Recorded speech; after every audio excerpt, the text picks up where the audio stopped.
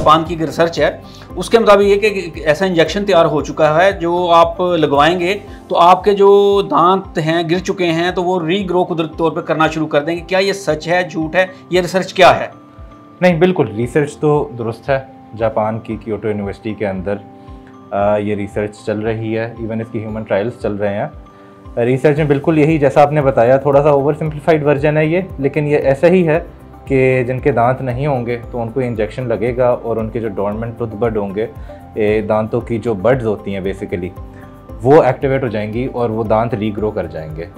बहुत सिंपल है कहने में, असल में बहुत ज़्यादा कॉम्प्लिकेटेड है इससे, लेकिन बिल्कुल सच है ये स्टडी जो है। तो ये डॉक्टर साहब ये स्टडी किस मरहले पे है इस वक्त? अगर आप देखें, क्या इसके पहले एक्सपेरिमेंट को जानवरों पे हो चुके हैं या अभी किस मरहले पे आप इसको देख रहे हैं? नहीं, बिल्कुल ये जो है अब ह्यूमन ट्रायल्स पे चल रही है, क्योंकि इसके एनिमल ट्रायल्स जो है वो सक्सेसफुल आए हैं। अच्छा, सक्सेसफुल आए हैं। रैट्स पे इनके ट्रायल्स हुए हैं, तो उसके बाद बाकी रैट्स में जो है वो दांत ग्रो किए हैं। उसके बाद अब ह्यूमन ट्रायल्स शुरू हो गए। ह्यूमन ट्रायल्स में बेसिकली वो रिसर्च के उसमें ना स्टेप्स होते हैं। पहला स्टेप होता है ड्रग की सेफ्टी को देखना। तो ह्यूमन ट्रायल्स में इनके सेफ्टी वाला जो मरहला है वो हमारा पास हो चुका है। अब हमारा मरहला है एफिकेसी वाला, कि कितना इफेक्ट आता है इस ड्रग का।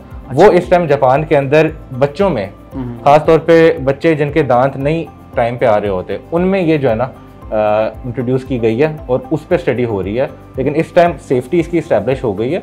अभी इसकी एफिकेसी जो कहते हैं कि कितना इफेक्ट है उसका, और इसकी डोजेज वगैरह, इन सारी चीज़ों पे स्टडी। तो डॉक्टर साहब कितना फ़र्क पड़ेगा? आप ये समझते हैं कि ये क्या एक बहुत बड़ा इनकलाब है ये डेंटल की दुनिया में? बिल्कुल बिल्कुल, इट्स रेवोल्यूशनरी डेंटिस्ट्री वाइज और रीजेनरेटिव डेंटिस्ट्री में वाकई एक बहुत बड़ा स्टेप है और ब्रेक थ्रू आप इसे कह सकते हैं। साइंटिफिक ब्रेक थ्रू है बाकायदा हमारी फील्ड में।